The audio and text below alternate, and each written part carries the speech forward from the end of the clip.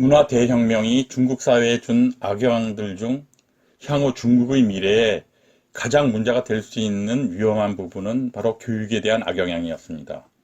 마오쩌둥과 추정 세력들은 문화혁명이 시작되자마자 전국에 있는 모든 학교가 수업 중단 사태로 들어갈 수밖에 없도록 압박을 가했고, 또 그 해부터 대학 입학 시험을 취소시켜버렸습니다. 문화혁명이 시작된 후 몇 년 동안 중국 각 대학 등 교육기관들 모두 기관 자체를 해체시켜버릴 수밖에 없을 정도의 강한 압박을 받게 되었습니다. 따라서 문화혁명의 10년 기간 동안 중국에는 교육이 이미 실종된 상황을 만들어 놓은 거죠. 이때 홍위병들은 대학 도서관에 소장된 도서들을 불살라버렸고, 교사들에게는 보수파 군중들 앞에서 체벌을 가하는 등 일체의 교육 관련 업무를 정지시켜버렸습니다. 문화혁명 기간의 엘리트 인사들은 일말의 존중도 없이 대부분 육체 노동에 동원되었고, 적지 않은 엘리트 인사들이 처형되었습니다. 재산은 모두 몰수당했죠. 그리고 상당한 지명도를 가진 학자들은 광란적으로 덤벼들은 홍위병들의 미친 짓거리를 감당하지 못하고 스스로 목숨을 끊는 경우도 많이 있었습니다. 중국 사회에서 인간 간 신뢰 구축 형성이 쉽지 않은 것이 문제가 되고 있으며, 도덕관념의 실종 문제와 부패 문제 등의 부정적 현상이 사회에 만연한 원인이 바로 문화혁명 당시에 홍위병과 부패 관련 및 정권 실세들이 비정상적이고 가혹하고 잔인한 행위 등에 대한 영향에 의해서라고 말하기도 합니다. 당시 많은 젊은이들과 지식분자들이 왜 홍위병에 가담하게 되었는지를 따지기 전에 그들 역시 문화혁명의 피해자들 중 하나였습니다. 그리고 그들은 이미 나이가 들어서 부모 또는 조부모들이 되어 있는 상황입니다. 그리고 이들은 문화혁명 당시 정신적인 압박과 고통, 그리고 끔찍한 세뇌를 받았던 사람들이기 때문에 당시 상황과 사고에서 아직도 벗어나지 못하고 후손들에게 자신들이 흡수한 사상과 인격 등을 그대로 물려주게 되었습니다. 이런 이유로 문화혁명을 겪지 않은 세대들조차도 문화혁명 당시의 잘못된 방향으로 형성되는 인간성과 사상을 그대로 이어받게 되어 문화혁명의 악영향에서 자유롭지 못한 상황에 빠져들게 되는 경우도 왕왕 있습니다. 마오쩌둥은 법가사상을 열렬히 받아들였고 중화문화의 기본이라고 할 수 있는 육아사상을 배척했습니다. 따라서 문화혁명이 시작된 1966년부터 흥법 비유 운동이 시작되었는데, 이때 어떠한 수정주의도 예외 없이 비평과 비판을 받게 되었고, 전국적으로 혁명무죄 조반유리를 외치는 구호가 성행하였습니다. 마오쩌둥이 이끄는 문화혁명이 진행되는 동안 중국 전역에서 옛것을 버리고 새로운 것을 추구한다는 혁명 구호 아래 수없이 많은 문물과 중요 고족들에 대한 파괴 행위가 자행됐으며, 이것은 중국은 물론 인류 문화유산에 대한 엄중한 수준의 피해를 입히는 결과를 초래하였습니다. 문화혁명 당시 파사구, 즉 4가지 옛것을 파괴하고 입사신, 즉 4가지 새로운 것을 세움이란 구호와 인민의 대표는 농공병이 주체가 됨 등의 새로운 관점들이 수없이 제창되었습니다. 파사구라는 구호 아래서 홍위병들에게 수많은 과학자들이 핍박을 받으며 강제로 농촌으로 내려가게 되었고, 당연히 연구 작업은 정지되게 되었습니다. 문화혁명 후기에 들어서서 시작된 비림비공 운동은 마오쩌둥의 반기를 들어 쿠데타를 일으킨 주동자 임표를 육아의 공자에 비겨서 한대 이후의 주류를 이루었던 육아 문화를 직접 정조준하여 한데 묶고 비판하였던 것입니다. 비림비공의 뜻은 마오쩌둥을 반대하고 배척하기 위한 쿠데타의 주동자 림바오, 즉 임표를 공자와 비겨서 함께 비판하고 배격한 십전대회 이후의 정치운동입니다. 파사구는 문화혁명 초기에 대부분 중학생들로 구성되어 활동한 홍위병들이 구시대의 사상, 구시대의 문화, 구시대의 풍습, 구시대의 습관을 파괴하는 것을 표방한 운동을 가리킨 것입니다. 이것은 홍위병 운동이 봉기함에 따라 중국 대륙 전체를 석권한 것을 가리킵니다. 입사시는 파사구의 정반대되는 말이며, 새로운 사상을 세우고 새로운 문화를 내세우며 새로운 풍습과 새로운 습관을 세우는 것을 포괄하는 말입니다. 문화혁명이라는 미명 아래 중국의 중요한 고족과 역사 유물, 역사 문헌들을 파괴하고 불살라버림으로써 중국 문화자산에 중대한 손실을 가져오는 결과를 낳게 되었습니다. 또한 홍위병들이 문화혁명을 주동하는 자들의 명령에 따라 고대 선인들의 묘를 파헤쳐버리고 그들의 묘원을 파괴해버렸습니다. 또한 과거에 세상을 하직한 사람들을 존경함 없이 파헤친 묘에서 그들이 유골을 꺼내어 황량한 야전에 내다버렸습니다. 프랑스에서 시작되어 전국적으로 행해진 파업동란에서 노동자와 학생들이 모주석 어록을 높이 받들어 올리는 행위가 행하여졌습니다. 여기서 그럼 파업동란이 왜 프랑스에서 시작되었는가를 알아야 하는데, 중화인민공화국이 시작되기 전서부터 중국의 공산당 관료들이나 혹은 그 자녀들이 유럽으로, 특히 프랑스 쪽으로 많이 유학을 가게 되었습니다. 그래서 예전에 우리나라 사람들이 일제시대 때 일본에 가서 있으면서 일본 내에서 어떠한 독립운동을 시작하면 그것이 한국으로 전파되어서 한국에서 이어서 독립운동을 하던 그러한 것과 비슷한 그런 양상입니다. 이 시기에 마오쩌둥의 권력은 최고조에 달하여 엄청나게 강대해졌습니다. 또한 문화혁명 당시에 그곳에서 살지 않았다 하더라도 혁명이 지속된 10년 동안의 일들이 저술된 책만 읽어도 저절로 공포심을 느끼게 될 정도였습니다. 마오쩌둥의 어록 역시 마오쩌둥 사상의 위상을 알리는 것이 되었는데, 문화혁명 당시에 일반인들은 그의 어록을 함부로 방치할 수가 없을 정도로 살벌했습니다. 이유는 무의식 중에 그 어록을 훼손시킬 가능성이 있어서였고, 만약 부주의로 어록을 훼손시켰을 경우 매우 엄중한 죄명으로 무겁고 겁나는 처벌을 받아야 했습니다.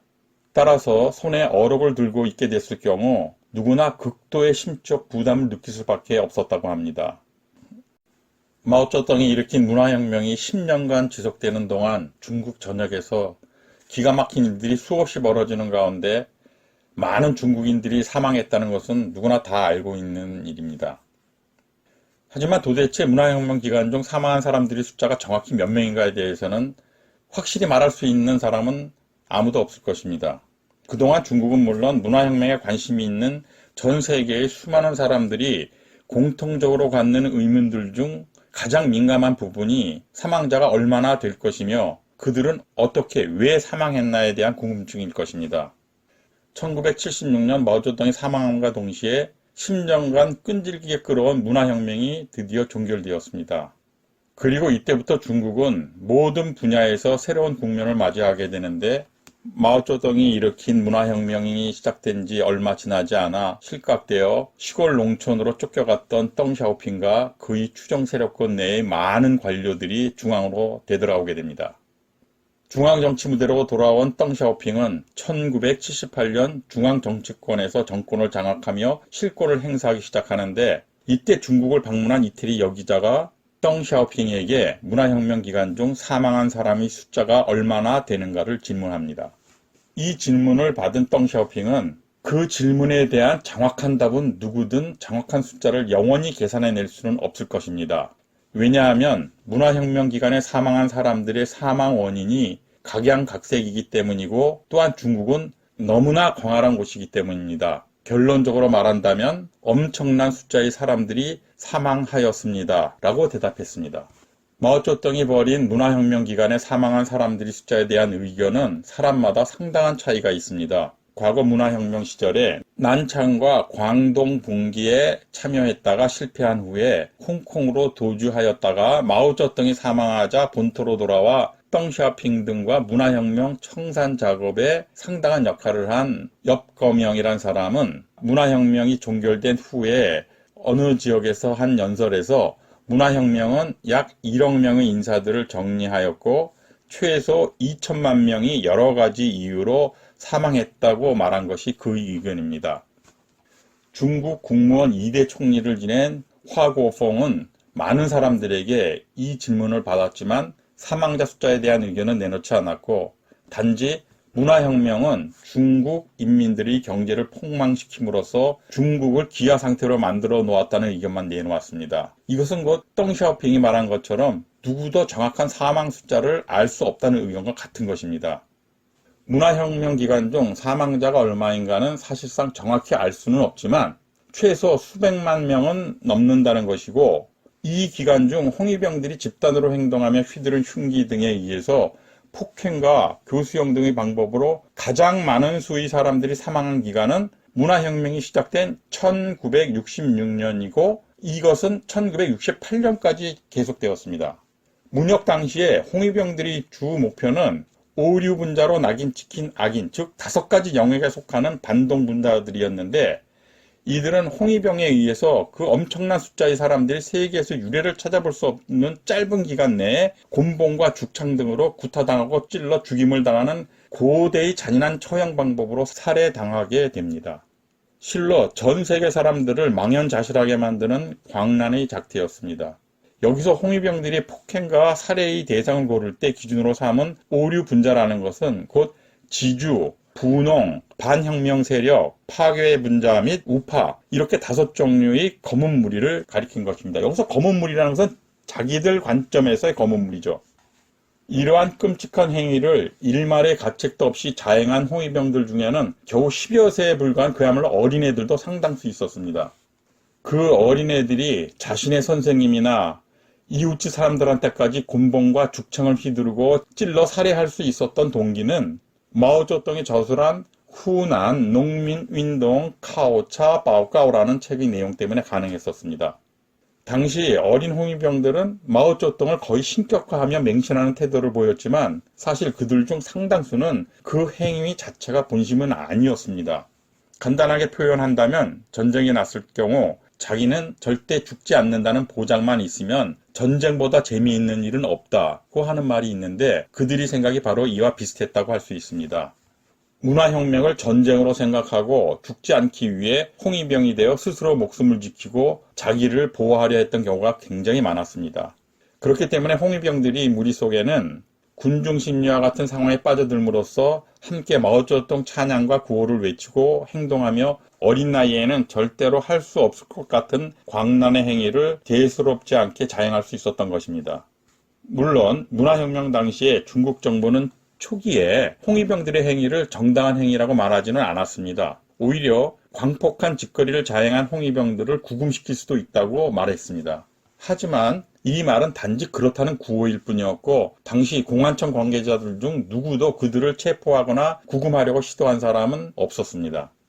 지금 중국의 북경 중앙정치국과 전국 각 지역의 정치권 내의 고위급 인사들 중 문혁 당시에 홍위병 행동에 참여했던 인사가 상당수 있습니다.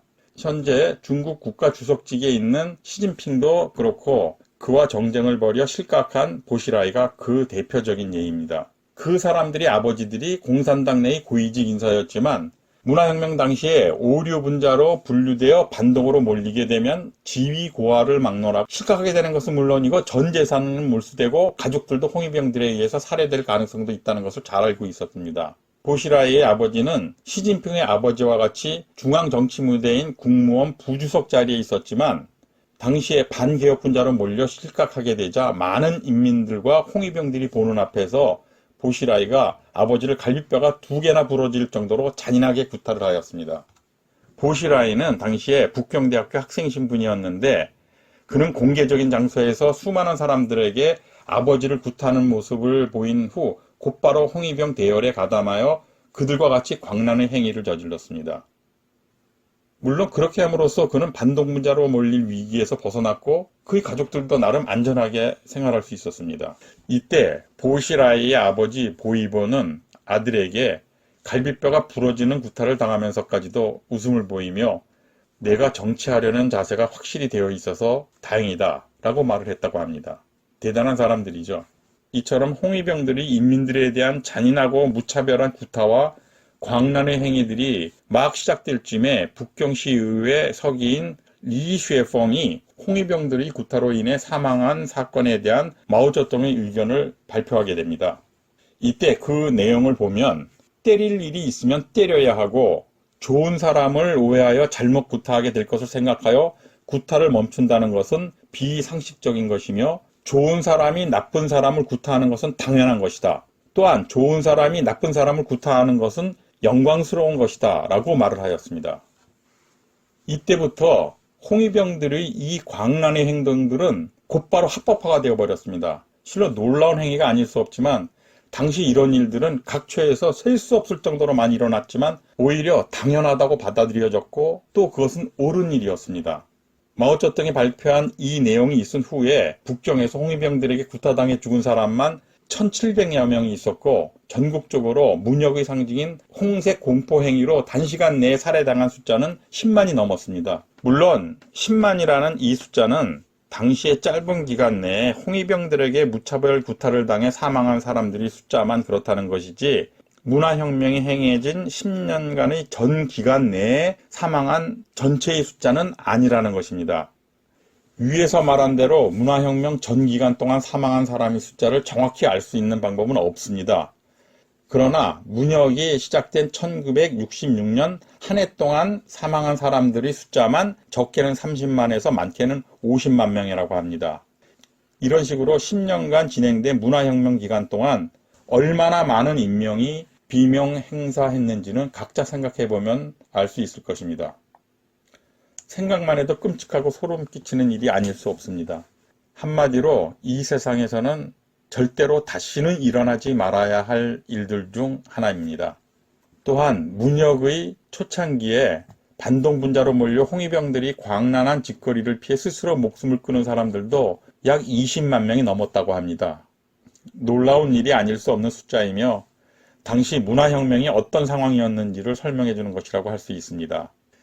문혁기가 10년 중 특히 초창기인 1966년에서 68년 사이에는 홍위병 등 문혁을 이끄는 무리들이 워낙 살벌하고 정신없이 휘잡고 다니는 바람에 스스로 목숨을 끊을 시간조차도 없을 정도였다고 합니다. 형제지간이나 친척 혹은 이웃 간에 서로 고발하여 그들을 반동분자로 몰아가는 것은 보통이었고, 많은 가정 내에서 부모 자식 간에도 서로를 고발하고 구타하고 심지어는 부모 자식 간에조차 잔인하게 살해하는 상황이 자주 일어났었습니다. 상상만으로도 너무나 비참하고 기가 막힌 일이 아닐 수 없지만 모든 것은 사실이었습니다. 이 기간에 중국 전역에 걸쳐 홍위병들에게 재산을 몰수당하거나 집이 불살라지거나 훼손당한 가옥과 가정이 약 1천만 호에 달하며 특히 북경 지역에서 가장 많은 가정과 가옥이 홍위병들이 광란적 집단행동에 의해서 이러한 피해를 입었습니다.